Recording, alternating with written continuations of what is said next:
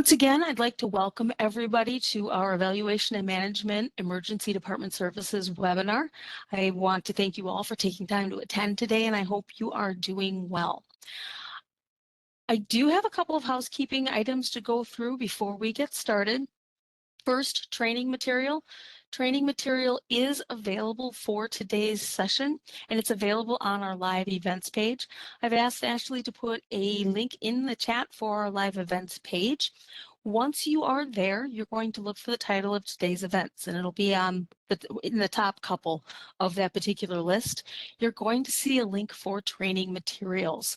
If you click on that link, what it's going to do is allow you to download the presentation, the slide deck that we're utilizing for today's session. It's not a requirement for attending today, but if you would like that for note-taking purposes or just to follow along, it is available. As I stated moments ago, we are recording this session and it will be available on our YouTube channel along with our Encore presentations page in our training center. It will be available for 60 to 90 days. This is just going to allow you to be able to view this again. If you had any questions, missed something, or share it with somebody that you think might find this helpful. Also, it'll be there for 60 to 90 days on our website without needing to access YouTube. We recognize not everyone can access that on their work computer. So it will be available through a player. After that 60 to 90 days, it will continue to be available on our YouTube page as long as the material continues to be accurate and relevant. So you'll have that.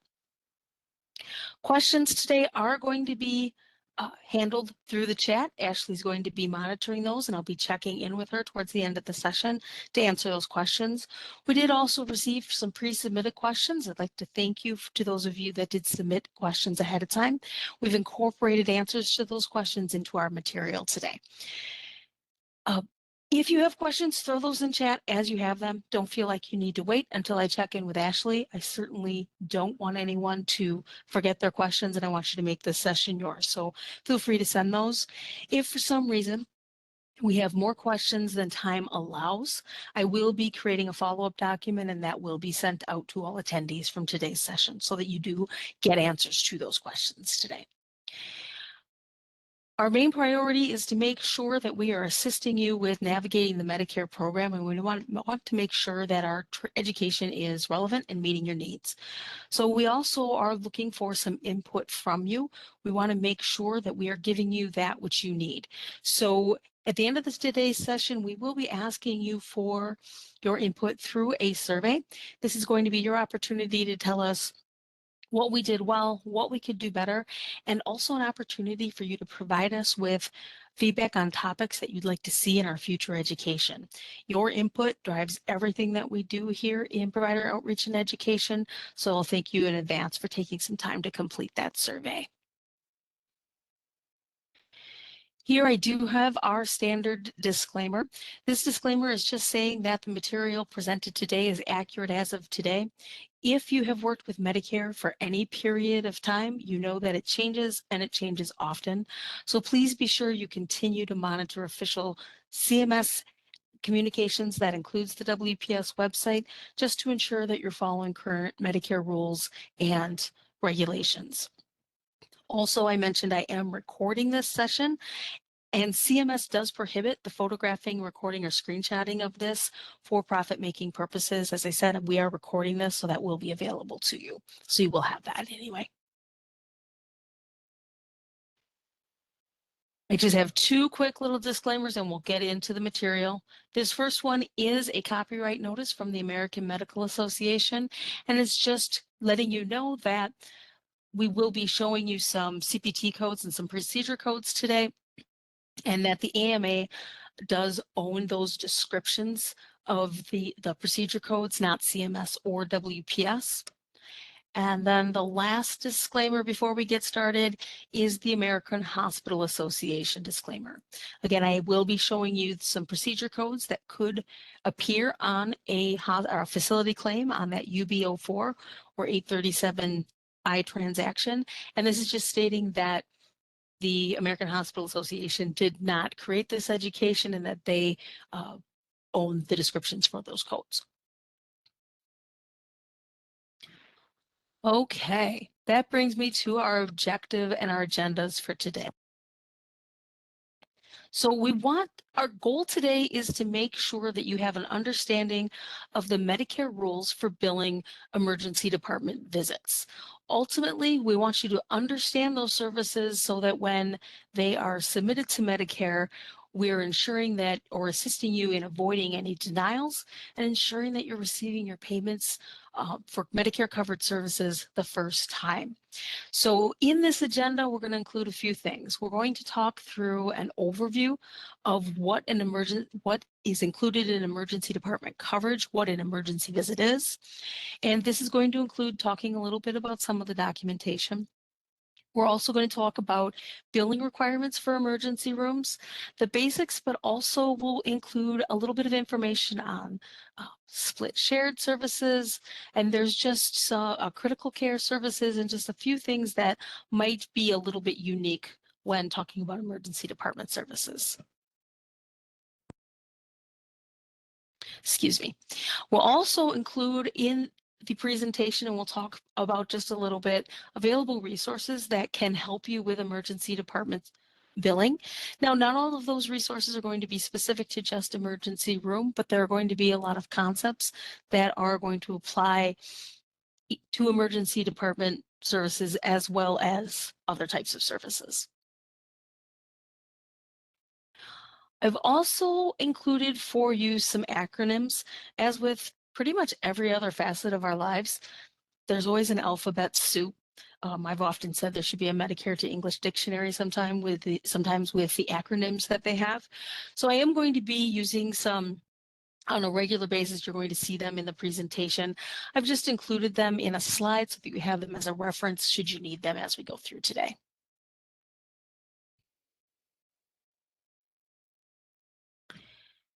So to start, we are going to go through an overview of emergency department services. So this may seem a little bit obvious, but we do get questions on what is the definition of an emergency department or what those services are. So an emergency department is a facility that exists for the treatment of patients with emergent conditions. So these are going to be unscheduled visits, and they're going to be for conditions that require immediate medical attention. Now, we all know that the patient may present to the emergency department without an emergent condition. However, we'll talk about this a little bit more, but emergency department codes may be used if emergency room services are provided. And I go into this because I want to make it clear that to bill for emergency department services, it's not based on the diagnosis. The services do need to be medically necessary, and they do need to be provided in that emergency room. But again, it's not based on the diagnosis. And you'll hear me talk about documentation being key a lot today, and that is really what we're looking for. Now, the other part of an emergency department is that it's attached to a hospital. So they're usually part of a hospital campus, and this can include rural emergency hospitals. You could see FQHCs and critical access hospitals. But what it won't include is going to be an urgent care center. That is different than an emergency department. An urgent care facility is typically enrolled as a group clinic, and a lot of times, not always, but a lot of times they're freestanding. So it all comes down to how that facility is enrolled. This also means that they're going to be operating 24 hours a day, 7 days a week. So keep that in mind when we're talking about emergency department facilities. This is the definition and the scope of that.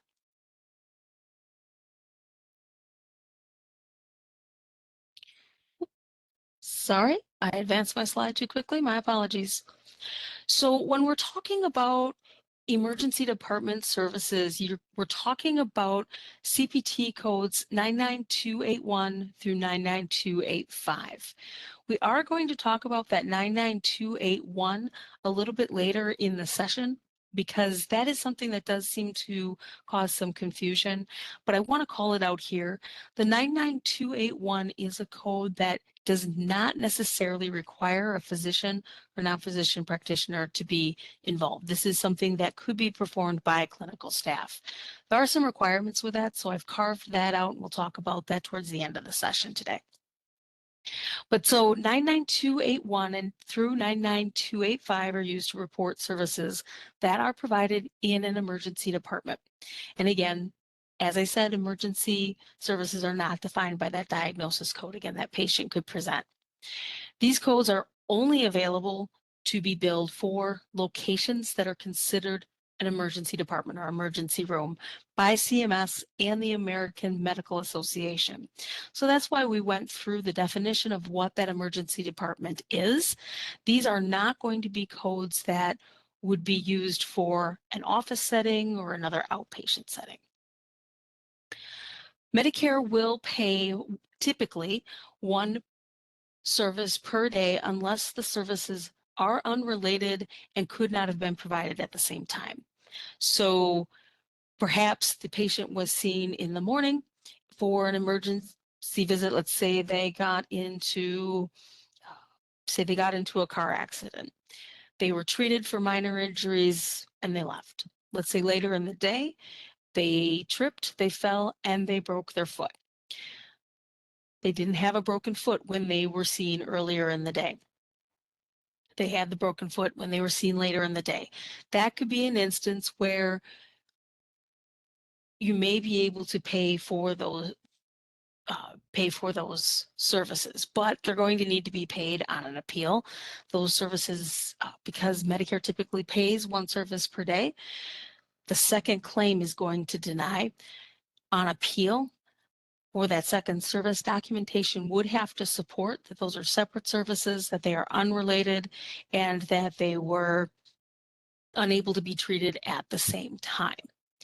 Now, it's a little bit different from the facility. So with a facility, so I'm talking about the professional services as far as billing two in the same day. The facility could submit for both. For a facility, there is a modifier, and that modifier is modifier 2027, and they can use that to show that they were unrelated. But again, that is for the facility only. So that means that modifier 27 is an option when the services are billed using a UB04 or an 837I electronic transaction. That modifier 27 is not valid when services are billed on a 1500 or an 837P transaction. I just want to call out that difference because, again, for those professional services being billed on that 1500 or that 837P, that modifier 27 is not something that exists. Another thing to keep in mind when billing for emergency department services is that these services do not distinguish between new and established patient in the way that an outpatient service or an office visit service would. So that's not something that you have to take into consideration here. But again, this is for services that are provided in the emergency room.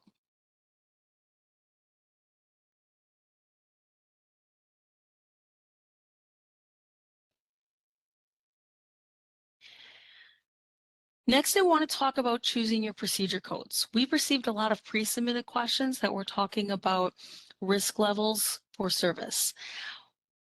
For emergency room services, the level of service is decided based off of medical decision-making. Now, we're not going to go in depth into medical decision-making today. We are going to talk about it at a high level. So as we talk through this, if you're looking for more information, I have asked Ashley to put a link into the chat to a webinar that we held in May of this year. And that is specific to choosing your level of service. It goes in depth into choosing level of service based off of MDM and time. So back to emergency department services. Emergency department services, they are selected based off of medical decision making. So this means we're looking at, you want to look at the problems that were addressed. You want to look at the amount and complexity of the data that was analyzed and used in the medical decision making or determining that plan of care for that specific patient. And then also we're looking at the risk to that specific patient from the medical decision making for that patient, what's going into that plan of care. And I say that patient and specific patient a lot here because it has to do with that patient's condition and what is going on with that patient at that encounter. We do not use time. We did receive some pre-submitted questions asking about that. For emergency department services, time is not an option for choosing that level of service, and there's a few reasons for that.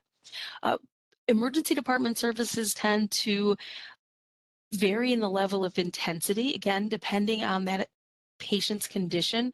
What are their requirements for care? What's going on with them?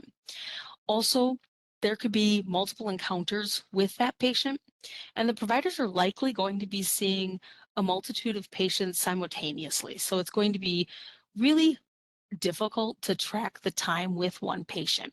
So because of this, this is a service that is coded based off of medical decision making only.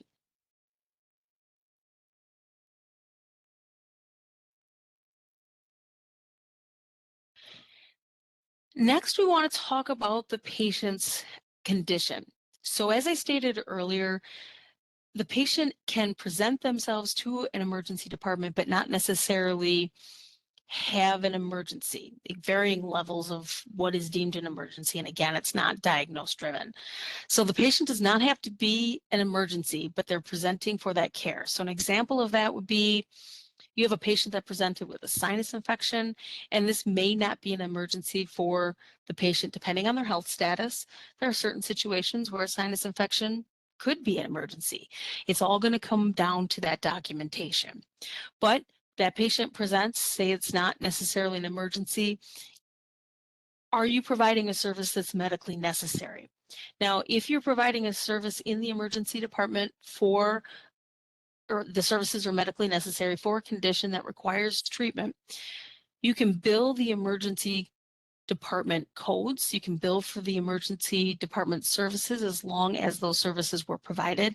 However, typically, Medicare is expecting it to be a lower level of care if it's not an emergent situation. Again, documentation is going to be key here, and you want to make sure that it's showing what level of care was provided.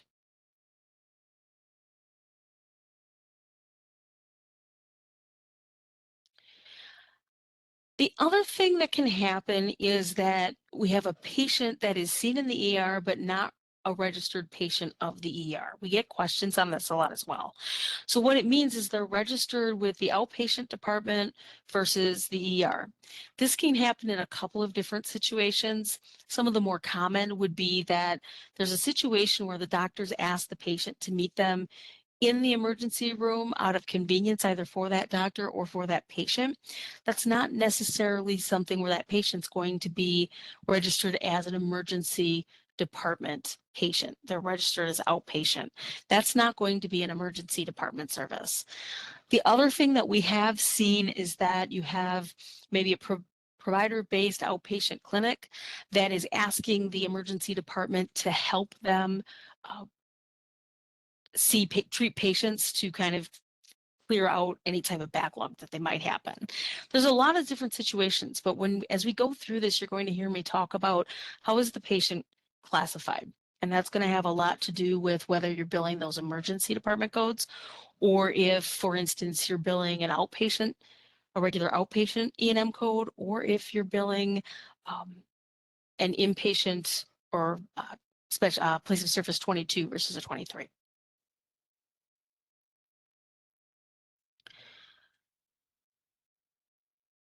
When we're talking about emergency department services, the other thing we look at is same physician. And this is really not different, much different than for office visits. There is a little slight variance with split shared services, which we are going to talk about, but we are looking at same physician. So same physician is certainly if it's the same provider that sees the patient, it's the same physician. But we're also looking at the same physician, a physician of the same specialty. So when providers enroll, they do declare a 2-digit specialty code. So if they are both declaring the the same 2-digit specialty code and they both see the patient in the emergency room, they are considered to be the same physician. We're also, in addition to that, looking at they're in the same group, which means the same tax ID. They're considered the same physician. Now, it doesn't mean that you're not going to be able to bill for the services, but you're not going to be billing two separate codes. You're going to combine that documentation in order to determine that level of service for that patient. One thing I do want to point out as well is we get this question a lot with non-physicians or those mid-levels. We get questions about whether or not the non-physician practitioner and the MD are considered the same specialty, and they're not, because a nurse practitioner will get their own 2-digit code, and they will be different from those of the MDs or the DOs. So that's the basics. Now I want to take a look at some of the other situations that can and will occur with emergency services. So let's dig just a little deeper here. There we go. And I'm going to start with split shared services. So for the purpose of split shared service, the definition of group is a little different. Like I said, there's going to be a little bit of a variance here. CMS has declined to define what a group is for split shared services.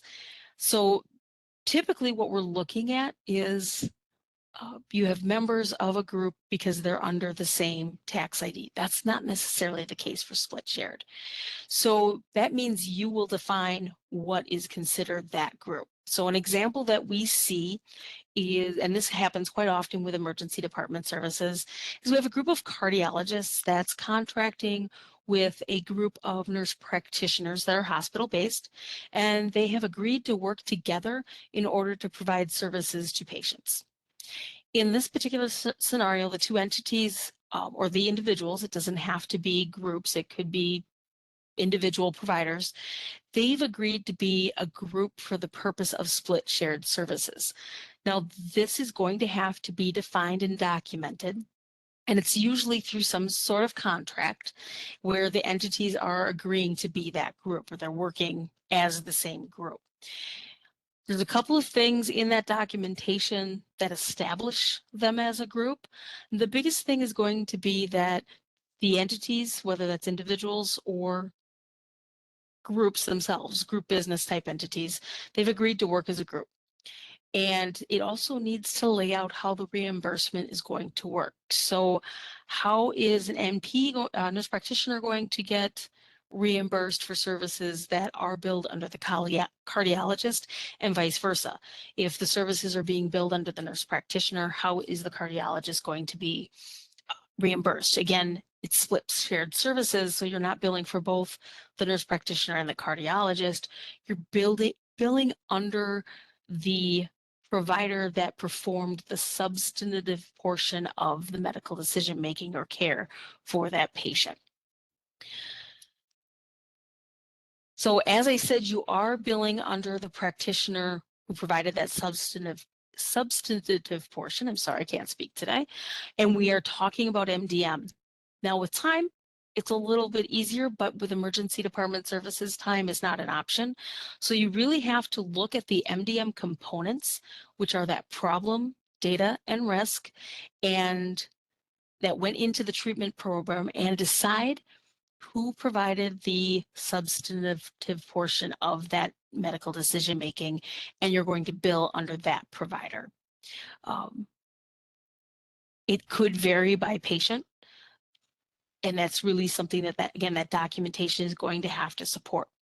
Now, when you do bill for split shared services, regardless of whether or not you're billing under the non-physician practitioner or the physician, you do need to make sure that you are attaching modifier FS to indicate that it is a split shared service.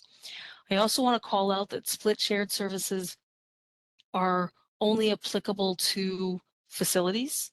Okay, so we get this question a lot with Incident 2. It's kind of similar, but it's not the same. Incident 2 is for office and other outpatient services, and split shared is for those facility services.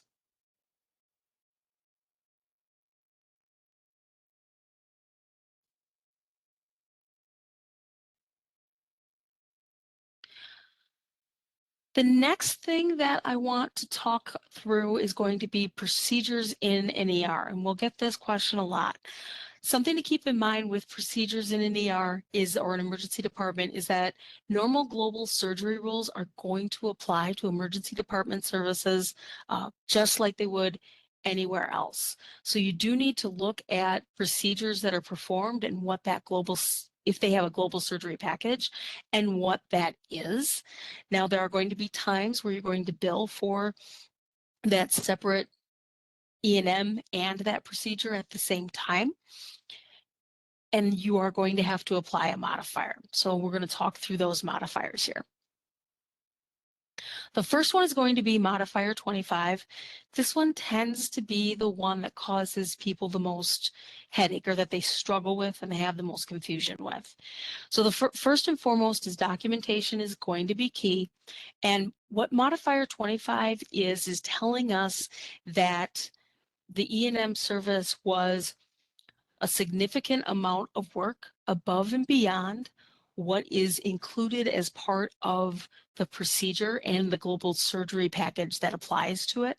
Remember, E&M services are, when there's a global surgery period, E&M services are factored in to the reimbursement for that service.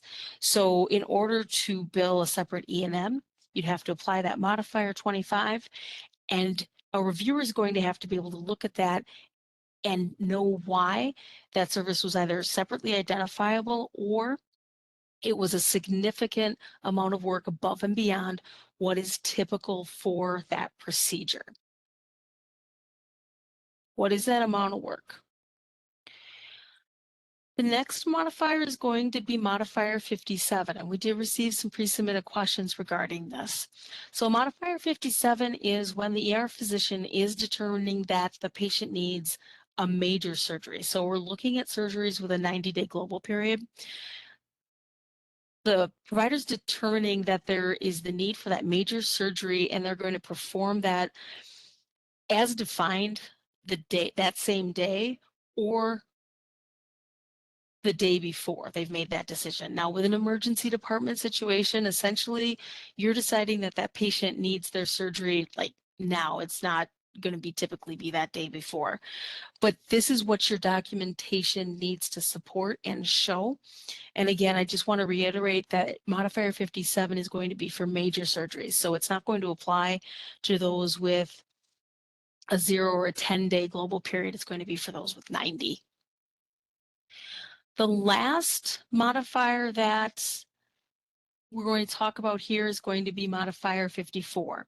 So this is used when the surgeon performed a major surgery and then is not going to continue the care of that patient. So they're transferring their post-op care to somebody else. So an example would be they perform that major surgery that day they're coming into that emergency department, and the post-operative care is going to be shifted to their primary care physician. That's an example of that. If it's for a minor procedure, if they perform that minor procedure and they're not going to do the post-operative care, you don't need to use that modifier 54. Again, that is only if you're performing the surgery and not doing the follow-up care for that major surgery, that 90-day global period.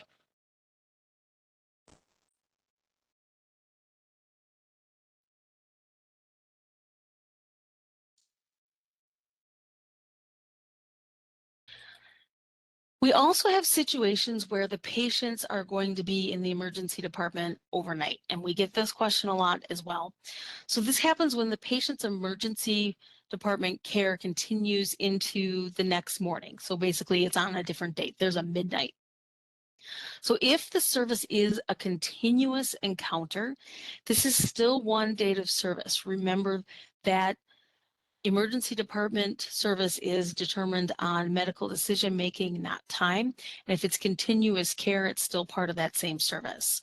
So at that point, you're going to bill the appropriate level of emergency service code, and you're going to use the date of service that the encounter began. Typically, and it can be different, depends on the situation and the scenario, and of course the facility. But if they're there for an extended period of time, oftentimes we see them being admitted for observation or admitted as an inpatient, and then they're going to be utilizing different codes at that point. We also have situations, though, where you have a change in provider between the emergency physicians. Maybe there is a shift change. You're still not going to bill for two emergency department codes. You're going to combine that documentation and submit it under one provider. This comes back to the definition of same physician. We don't often see where it's physicians that are part of a different group. It again depends on that scenario. So again, if they're part of that same group, what's going to happen is the payment's going to go to that group. And so selecting that level of service based off of what both of those physicians did is going to be appropriate. The group is going to be paid, and then payment to the physicians will be made out of that by their employer. Now, if they're not part of the same group, and there's two physicians, you're still billing for the one service, and those entities are going to have to work out reimbursement. But we don't see that terribly often.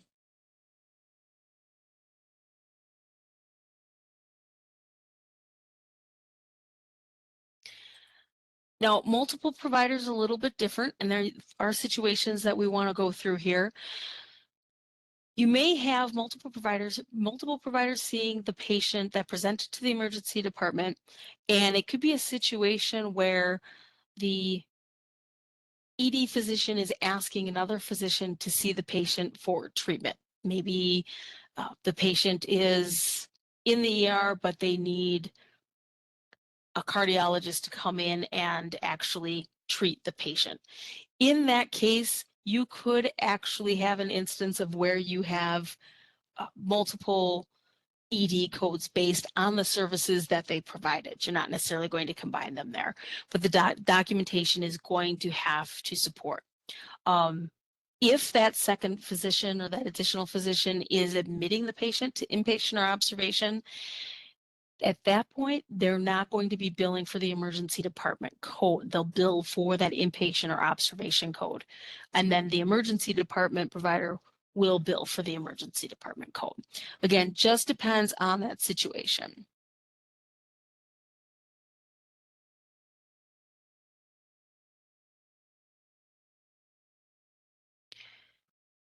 Sorry, my slide is sticking and I don't know why. My apologies. So we also get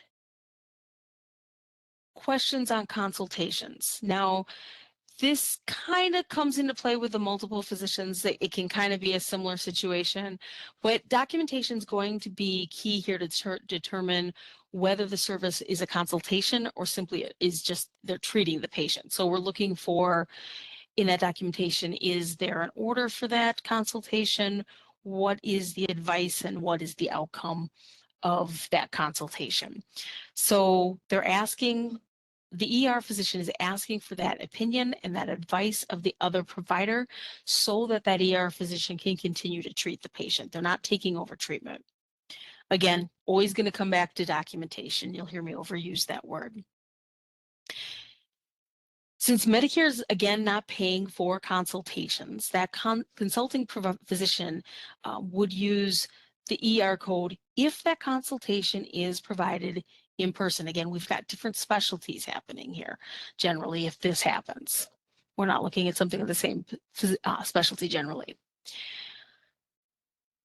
Consultations can also be provided by telehealth. These are codes that have been added to that the permanent telehealth list, which is fantastic.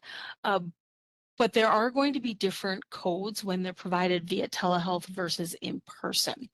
I have provided these codes here, and as you'll see, they are G codes, and they are typically, they're time-based.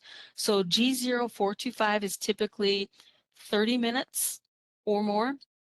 Once you hit 50 minutes, you're using G0426, and then at 70 minutes, you're using G0427. And your place of service is going to be different here. It's going to be a place of service code 02 because it's telehealth. And those are some things that have just adjusted. We'll get questions about the modifier 25, not 25, 95 to indicate that it was a telehealth service. That's not something that you'll need in this case.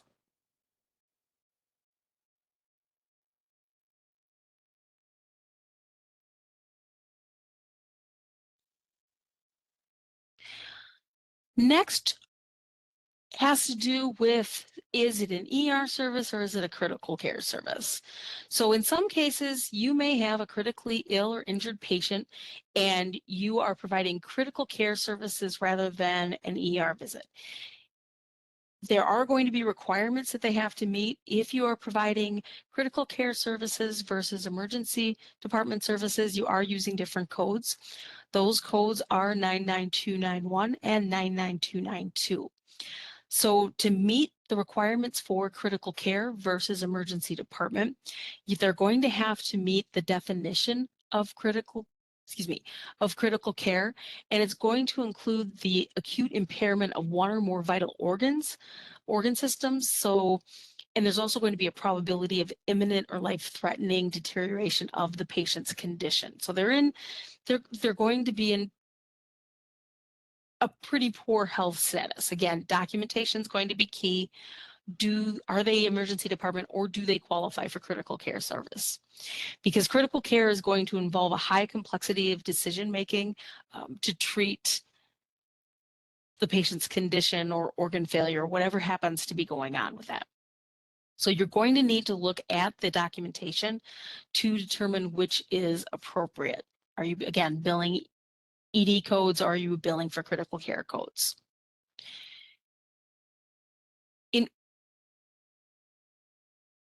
You're also going to need to show the time involved. There's a minimum of 30 minutes of critical care before you're going to be able to bill that, and you're going to need to document that. And critical care is where it's already set at a high level of service, and it is going to be time-based. So you'll leave the MDM of emergency room and enter time-based for critical care.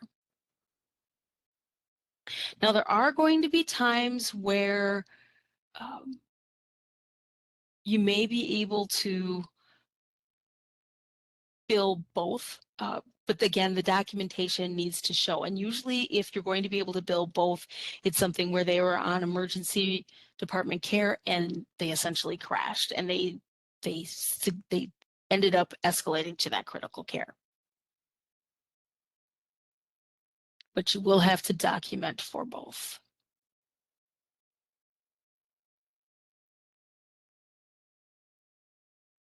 So one more thing before I check in for questions is going to be code 99281. And this is, I don't want to call it a new code anymore. It's not been there for a terribly long time, but it's also not something that just happened this year. So this is a code that does cause confusion for people. And this is a code for services that are provided by clinical staff, but it's billed by the emergency department physician. So it is also possible that emergency department physician did not see the patient. So it could be a situation, maybe they came into the emergency department to just have stitches removed, something that doesn't require that physician or non-physician practitioner to see them. When you're billing this code for a service that may not require the presence of that physician, it is being billed under that emergency department physician, and there are no supervision requirements. So there's no requirements for direct or general supervision, but it's also, as I mentioned earlier, it's incident 2 doesn't apply here because in the facility setting, you're looking at split shared services. So the information that we have from CMS is that ER physician can submit when that clinical staff is treating that patient. That patient does still need to be registered as an emergency department patient in order for this code to be billed. And the documentation from the clinical staff that provided those services is going to have to show what care they provided that did not require that physician or non-physician practitioner to be present. Okay, so when those services are billed, you're billing under the emergency department physician, and that emergency department physician needs to be the one that signs off on that documentation. And this is where it's going to maybe seem a little counterintuitive because they didn't see the patient, but they are the ones that are going to be available for the clinical staff should they need anything from them in order to treat that patient. Also, those services are being billed under their provider number. An example, like I said, I mentioned removing stitches. Another example could be a patient that was triaged and maybe they were provided with some instructions for home care, and then they were released and they never actually saw that emergency room provider. So keep that in mind.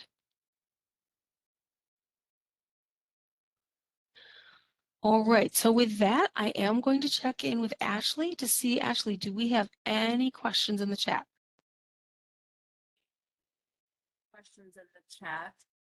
The first one is, will Medicare reimburse for an ER visit and fracture care performed during the visit?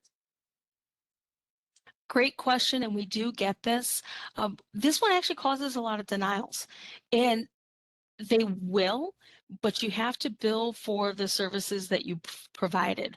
What we've seen, are you splinting it, or are you actually treating the fracture? So you have, or are you splinting it and sending them to the orthopedic provider in order to fix that fracture? So your documentation needs to support what has happened. What we do see is fracture care is billed by the emergency department and by orthopedics, and Medicare is not going to pay for both. So you want to make sure that you're billing for the services that were provided when it comes to fracture care. All right, our next question is, can you bill a consult telehealth if it's one physician to another physician? If that consult is happening via telehealth, yes. We're still going to have those same requirements. You're going to use those G codes because they're going to be over the phone. So make sure you're using the appropriate codes, but yes. And we are going to look in that documentation for the order for that consult. They're seeking that advice. What's the advice that was given? And then what's the outcome? All right, we did have one more question come in. If a coder feels an encounter meets critical care requirements, can a query be sent to the provider asking them if it's appropriate to document a critical care statement with the time spent? That is an excellent question. So with that, a query can be sent to the provider, but you can't lead them down the path of critical care. If you have question about time, or if you have, if it's unclear what services were provided, you can ask them to further clarify with that query, but you're not going to want to ask them, hey, are we billing for critical care? You can't lead them down that path. But if you need additional documentation, you can send that query. All right, that was the last question we have at this time. Oh, nope, we just had one more pop in. I'm so sorry. Yeah. What if the patient has an inpatient consult performed the same day as a telehealth call between two physicians? So it's an inpatient consult on the same day as a telehealth call. I'm assuming in this question that they're still going to be classified as an emergency department. I guess, what is the outcome of that consult? Are they being admitted? Because again, if there is that consult and that consulting physician then admits them, that patient's then going to be, or that consulting provider would then bill for that initial inpatient visit. Just depends on that scenario and what the specifics are for that patient. All right, I think that was our last question. Oh, I think I just saw one more come in. We did. We had one more pop in. Saw flash. Next one is, we have place of service 23 denials for heart cath procedures. Is there a different way to bill these? Example, CPT 93458. If you're getting a place of service 23 denial for a heart cath, I think the first thing I'd look at is what's the classification of the patient. If are they still in place of service 23, or are they in outpatient and now they're in place of service 22, or were they admitted? Are they in place of service 21? I think that's where I would start, is to see if the place of service build matches how that patient was registered. What we've seen oftentimes is we'll have a patient that starts out in place of service 23 and they go into surgery and things will be billed as place of service 22, but the facility hasn't reclassified them and they're still in 23. Now your case sounds kind of the opposite of that. So I think I would look at that as my first step. All right, I think this time that is our last question. Excellent. Thank you, Ashley. Excellent questions, everybody. So as I mentioned at the beginning of this, I am including some CMS resources for you. I have included links to Medicare Claims Processing Manual, Chapter 12, and there are some sections that will be helpful to you. There's some information about split shared services and emergency room services along with critical care that are in there. I've also included a link to the Evaluation and Management Services Guide, and I'm just going to go in there. This is really not just emergency services. It's kind of a nice one-stop shop. Let's see if my link will work for me today. One moment. So if this is not a booklet or a CMS resource that you're using, I do highly recommend it. There's a lot of great information in here, not necessarily all focused on emergency department services, but like I said, critical care, there's a lot of good information in here for that, and split shared services that can help you. There's also some information about that deeper dive into choosing your level of service. Again, you do have that link to that webinar that we had in May, so I encourage you to look at that as well. I did include the link to the list of telehealth services, particularly with those consults, so that you have that, and the Medicare NCCI page. That's the National Correct Coding Initiative, and that'll help you with those procedures that are also in those emergency department settings so that you can see those global surgery packages. I also included some WPS resources. We do have our YouTube playlist. There's quite a few videos specific to evaluation and management. Again, this particular webinar will be posted in probably the next week or so, maybe not even that long. So feel free to check that out. But again, it's going to be available on our Encore presentations page in our training center. And there's also a resource for correct billing of split shared services. So if you're not familiar with that, that's something that I encourage you to take a look at. So we'll go ahead and wrap up, but check in the chat. I don't see there's any additional questions. So we're going to go ahead and wrap up, and in a few minutes, you are going to receive an email that's thanking you for attending. This is going to be one of those ways that you can provide us with some feedback on our session, and I encourage you and thank you for taking the time to do that. But this is also going to serve as your certificate for achievement in case you're attending today for continuing education credits. Don't delete that email without looking at it. So this is not going to give you the continuing education credits. However, this email can be submitted to your certification or accreditation body to count towards those continuing education credits. It's going to have the date and it's going to have the contact hours that they'll credit for you. Now, if you didn't get this, a couple of things happened. It might have gone to your junk or spam because it's coming from our WebEx software. So if it's in there, consider adding our WebEx software email. It's going to be the sender, adding that to your saved sender list, and then you'll get those in the future. The other option is you attended by phone. And if you attend by phone, I do not have a systematic way to confirm your attendance. Either way, if you can't find it, if you attended by phone and didn't get it, go ahead and send an email to our education mailbox. In a few minutes, I'll ask Ashley to put that in the chat again and include the topic of today's session in the subject line. So it's E&M Emergency Department Services. Once I confirm your attendance, I will be using the phone number that you attended from today, so make sure you include that. I will create a certificate and I'll get that sent out to you.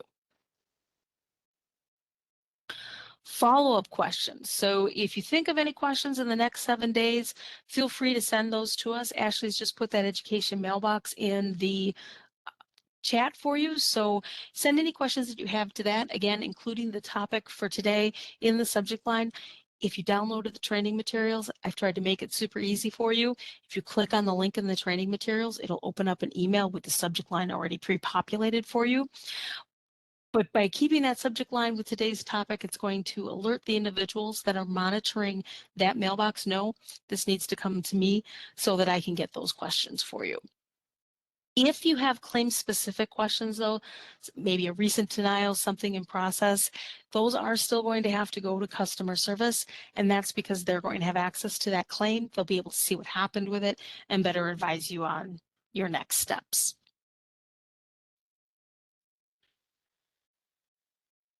As I've mentioned a couple of times, we want to hear from you. Your input steers everything that we do. We do look at all of this. It helps us improve our education. It helps us ensure that we're offering the education that you're looking for and that's going to help you navigate the Medicare program more easily. There's a lot to know, and our job is to help you make that easier as much as possible. So you're going to have a couple of options to provide that feedback. One is the link that Ashley just put in the chat. The other is going to be a redirect that you're going to get as you leave this session. That is not malicious, that is not spam, that is not taking you anywhere you do not want to go. It's just letting you know you're leaving our webinar software and you're going into the CMS Qualtrics survey. And again, I want to thank you all for your time in providing us with a little bit of feedback, because again, that feedback is so invaluable to what we do. And as an example of that, we want to communicate to you as we use that feedback. We have a couple of enhancements that we have made as a direct result of provider feedback. One is going to be our YouTube channel and the recording of these sessions.